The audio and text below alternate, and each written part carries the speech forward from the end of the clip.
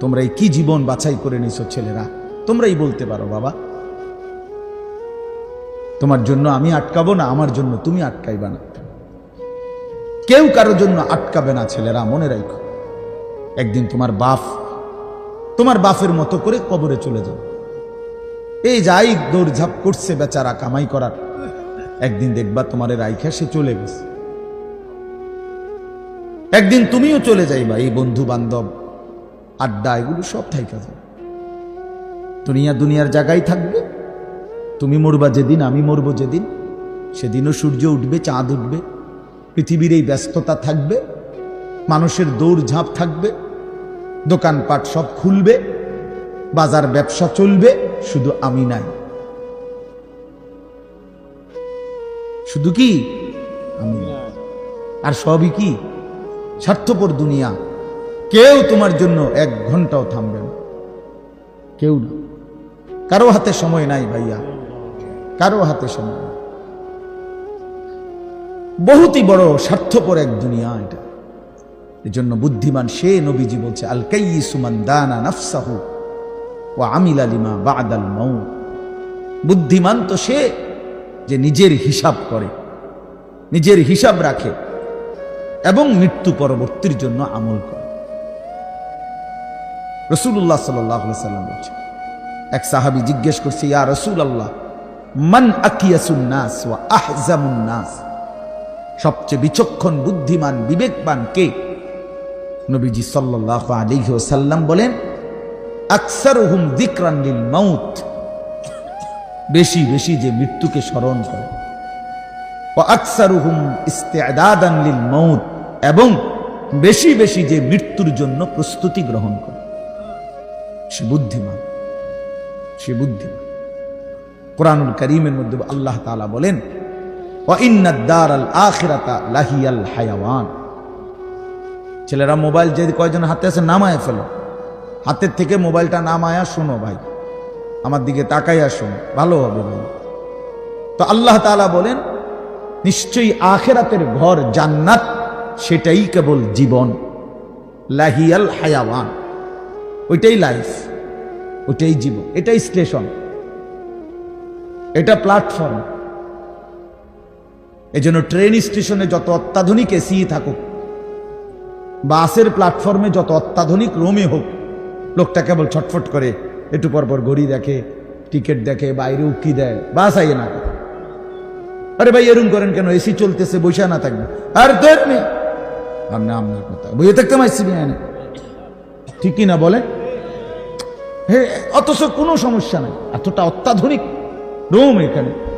তারে নাস্তা টাস্তা দিয়েছে, কিন্তু হের কেবল গড়িছে, সে কেবল টিকিট চায়, সে কেবল জিগা কি ভাই আইলুনি, ট্রেন আসছে না। কারণ এটা যে প্ল্যাটফর্ম, সে এখানে বসতে আসে নাই। রব্বুল আলামিন বলে, বান্দা বিশ্বাস করো, এটা প্ল্যাটফর্ম। মালি ওয়ালিদ দুনিয়া। রাসূলুল্লাহ সাল্লাল্লাহু আলাইহি ওয়াসাল্লাম, হাই উম্মত, দুনিয়ার সাথে আমার কিসের সম্পর্ক? কি সম্পর্ক? ইন্নামা মাসালি ওয়া মাসালুদ দুনিয়া কারাকিবিন ইস্তাওয়াল্লা তাহতা শাজারাতিন সুম্মা রাহা ওয়া তারাকা। হাদিস। নবীজি বলছে, আমার উদাহরণ দুনিয়ার সাথে কেমন শোনো।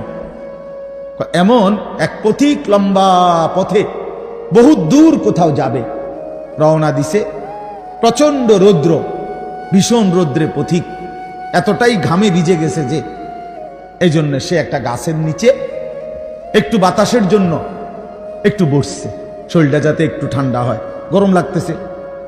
তো কিছুক্ষণ পরে শরীরটা যখন একটু ঠান্ডা লাগছে, একটু বিশ্রাম করছে, তা আবার সেই পথিক তার মূল গন্তব্যের দিকে রওনা দিয়ে চলে গেছে। তারা কাহা, গাছটাকে গাছের জায়গাতেই রেখে গেছে। নবীজি বলেন, ঠিক এমন আমি তো আখিরাতের পথিক, আমি তো জান্নাতের যাত্রী, আমি তো আখিরাতের মুসাফির, আমি তো যাচ্ছি সেখানে। তো যাওয়ার পথে মাঝখানে 60 বছর, 63 বছর, 40 বছর, 50 বছরের একেবারে সামান্য একটু সময় ওই গাছের নিচে দুনিয়ায় একটু বিশ্রাম করলাম, একটু বসলাম, আবার একটি নির্দিষ্ট সময় পরে আমি আমার আপন গন্তব্য আখিরাতের দিকেই রওনা দিলাম। দুনিয়ার জায়গায় রয়ে গেল। দুনিয়া দুনিয়ার জায়গাতেই রয়ে গেল, দুনিয়া পড়েই রইল। কি ভাই, বুঝতেছেন এই কথাটা? রাসূলুল্লাহ সাল্লাল্লাহু আলাইহি ওয়াসাল্লাম বলেন, ইয়াকুলু ইবনু আদম মালি ওয়া মালি। কি আজীব হাদিস শুনেন। নবীজি বলেন, হায় বনি আদম সারাক্ষণ কেবল বলে আমার মাল, আমার মাল। দেখছেন গাড়িটা আমার, এই বাড়িটা আমার, এই 10 শতক জমি আমার, এই সোফাগুলো আমার, এই খাট আমার। আল্লাহ নবী সাল্লাল্লাহু আলাইহি ওয়াসাল্লাম বলেন, হাল্লাকা ইয়া ইবনা আদম মিন মালি। কোথায় তোমার মাল? এই বনি আদম মাল তোমার বলতে কে বললো এগুলো তোমার? এগুলো যদি তোমারই হয় তো তুমি যেহেতু চিরস্থায়ী ভাবে দুনিয়া থেকে কবরের দিকে চলে যাচ্ছ, এগুলো সাথে নিচ্ছ না কেন? তোমার জিনিস কার জন্য রেখে যাচ্ছ? এই বেটা, ওয়া হাল্লাকা ইয়া ইবনা আদম মিন মালি। কিরে বনি আদম, তোর মাল কই? তোর যদি হয় নিচ্ছ না কেন এগুলো? ওমাই মোবাইল আমার, তো আমি এটা নিয়ে যাবো না সাথে এখন, নাকি থুয়ে যাবো? কথা বলেন না কেন? তো তুমি তো দুনিয়া থেকে চলে যাচ্ছ, তো নিচ্ছ না কেন এগুলো? তোমার 10 শতক জায়গা নিবা না? সোফা এগুলো কই রাইখা যাচ্ছ? এগুলো নিয়ে যাও, বিল্ডিং নিয়ে যাও। তাইলে দেখে বুঝেই নাও বান্দা, উম্মত তোমার হলো কোত্থেকে? তোমার কেবল 3টা মাল, 3টা জিনিস তোমার। নবীজি নিজে বুঝে, ইল্লা মা আকালতা ফাআফনাইতা। যা সরাসরি তুমি খাইয়া শেষ করছো, খাইছিলা, এটা তোমার। আও লাবিস্তা ফাআবলাইতা। যেটা সরাসরি তুমি গায়ে দিছিলা, পরছিলা, পোশাক তোমার গায়ে, পড়তে পড়তে এডি ফুরান হইছে, সিরিয়ালাইছো, এগুলো তোমার। আও তাসাদদাকতা ফাআমদাইতা। আর যা আল্লাহর রাস্তায় খরচ করেছ, দান, সাদাকা, যাকাত, ফিতরা, হজ, উমরার জন্য, গরিব দুঃখী, মসজিদ, মাদ্রাসা, এতিম, গরিব, অসহায় ইত্যাদি ইত্যাদি, এই যেগুলো তুমি কি করছিলা? সাদকা খরচ করছো আল্লাহর পথে, ফাআমদাইতা, সেটা তুমি আখিরাতে পাঠাইছো, সেটা পৌঁছে। এই 3টা তুমি। ওয়ামা সিওয়া যালিকা, আর এই ছাড়া বাকি সব ফাযাহিবুন, তোমার থেকে সরে যাবে, চলে যাবে। ও তারিকুহু লিন্নাস, মানুষের জন্যই রেখে যাবে। কি অসাধারণ হাদিস, কি চমৎকার ভাবে নবীজি ব্যাখ্যা করে বুঝাইছেন। ইয়াতবাউল মাইয়িতা সালাসাতুন ফায়ারজিউ ইসনান ওয়া ইয়াবকা ওয়াহিদ। নবীজি বলেন, মানুষের কবরস্থানে 3 জিনিস তার সাথে যায়, 2টা ফিরে আসে, একটা থেকে যায়। একটা থেকে যায়, যাওয়ার সময় যায় 3টা। 1 নম্বর মালুহু ওয়া আহলুহু ওয়া আমালুহু। তার কিছু মাল, ওই যে লাশের খাটিয়া, আগরবাতি, এই জাতীয় সামান্য কিছু মাল তার, এগুলো তার সাথে যায়। তার পরিবারের, এলাকার কিছু সদস্য সাথে যায়, আর তার সারা জিন্দেগীর আমল সাথে যায়। তো ফায়ারজিউ আহলুহু ওয়া মালুহু, অতঃপর তার মাল আর তার বংশধর ফিরে চলে আসে। ওয়া ইয়াবকা আমালুহু, কবরে শুধুই তার আমলটুকু থেকে যায়। কি সুন্দর হাদিস, চিন্তা করে দেখেন। রাসূলুল্লাহ সাল্লাল্লাহু আলাইহি ওয়াসাল্লাম বলেন, নবীজি বলেন, লাউ আন্না লি ইবনি আদামা ওয়াদিয়াম মিন যাহাবিন। উম্মত শুনো, বনি আদম কত লুভী, শোনো মানুষ কত লুভী হয়, দুনিয়া লুভী কি পরিমাণ লুভী হয়, যার কলজার ভিতরে একবার আখিরাত ভুলে গেছে। বিশ্বাস করেন ভাইয়া, ছেলেরা তোমরাও বোঝো ভাইয়া, দুনিয়া যার কলজার ঢুকছে, নারীর লোভ, সম্পদের লোভ, অর্থের লোভ, নেতাগিরির লোভ,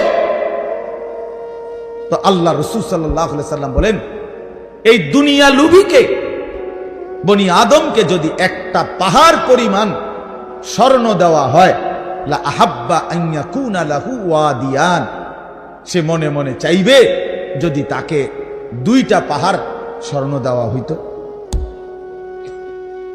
একটা পাহাড় মানে কি 200 কেজি মাটি। হ্যাঁ, কথা বুঝছেন? একটা পাহাড়ের মধ্যে 200 কেজি মাটি, তো টনে টনে মাটি, টনে টনে মিলিয়নে মিলিয়নে মাটি।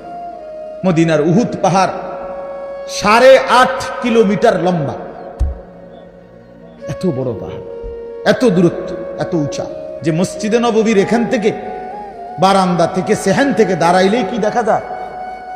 উহুদ পাহাড় দেখা যায়, প্রায় 4 কিলো 4.5 কিলো দূরে, কিন্তু এখান থেকে স্পষ্ট পাহাড় দেখা যায়, এতটা উঁচা। তাহলে এত উঁচু এত লম্বা পাহাড় স্বর্ণ বানিয়ে দিলে আল্লাহ নবী সাল্লাল্লাহু আলাইহি ওয়াসাল্লাম বলেন সে আরো একটা চাইবে। এরপরে নবী বলেন, শোনো বনি আদম, লান ইয়ামলা ফাহু ইল্লা তুরাব, হায় বনি আদমের মুখ ভরবে না কবরের ওই মাটি মুখে মারা পর্যন্ত। লান ইয়ামলা ফাহু ইল্লা তুরাব, তার মুখ ভরবে না কবরের মাটি ঢুকা পর্যন্ত। আরে শুনেন আশ্চর্য, ছেলেরা বোঝো, শোনো মিয়া, বাবারাও শুনেন, আশ্চর্য কথা হলো এই যে হাদিস, এটা আমি বললাম না যে বনি আদমকে যদি একটি পাহাড় স্বর্ণ দেওয়া হয় সে আরেকটি পাহাড় চাইবে এবং তার মুখ ভরবে না, কি ছাড়া? বলেন না কি ছাড়া? এটা তো কি হাদিস, এটা কি? কিন্তু হযরত উবাই ইবনে কাব রাদিয়াল্লাহু তাআলা আনহু একজন বড় সাহাবীর নাম। সাহাবীদের মধ্যে সবচেয়ে সুন্দর কোরআন শরীফ যিনি পড়তে পারতেন, সাইয়্যিদুল কুররা, কারীদের সর্দার ছিলেন উনি। সাহাবীদের মধ্যে সবচেয়ে সুন্দর কোরআন পড়তেন উনি। কোরআনুল কারীম এত সুন্দর পড়তেন যে আল্লাহ তাআলা সরাসরি নবীজির কাছে জিবরাইল পাঠাইয়া আদেশ করছে, বন্ধু আপনি উবাই এর জবান দিয়া কোরআন শরীফ শোনেন। শোনেন, ওই পড়লে আমার আরশ কাইপা ওঠে। শুনেন, শুনুন, আমনে শুন। আল্লাহ নবী সাল্লাল্লাহু আলাইহি ওয়াসাল্লাম এই সাহাবীকে ডাক দিয়া বলছে, উবাই ইকরা আলাইয়াল কোরআন, কোরআন শরীফ পড়ো, শোনাও। তিনি বলেন, আমি শোনাবো আপনাকে? আমরাই তো শুনি আপনার থেকে, আপনার সামনে আমি কোরআন পড়বো, এই সাহস তো আমার নাই ইয়া রাসূলুল্লাহ। আল্লাহ নবী সাল্লাল্লাহু আলাইহি ওয়াসাল্লাম বললেন, আল্লাহ তাআলা তোমার নাম বলে আমাকে আদেশ করেছেন তোমার জবানে কোরআন শুনতে। উনি 3 বার জিগাইছে কথাইটা। এরপরে আসাম্মানি আল্লাহ, ইয়া রাসূলুল্লাহ, আল্লাহ আমার নাম নিছে? বলে তোমার নাম? আমার নাম? হ্যাঁ তোমার নাম। আমার নাম? বলছে হ্যাঁ তোমার নাম। ফাবাকা, তিনি প্রচন্ড ভাবে কাঁদতে শুরু করছে আর বলছে, হায় নবী, এক গোলামের এর চাইতে বড় সৌভাগ্য আর কি হইতে পারে যে তার মনিব তার নাম নিয়েছে, তার মালিক তার নাম নিছে। এর চাইতে বড় ভাগ্য আমার জীবনে আর কি হতে পারে যে আমার আল্লাহ আমার নাম নিছে।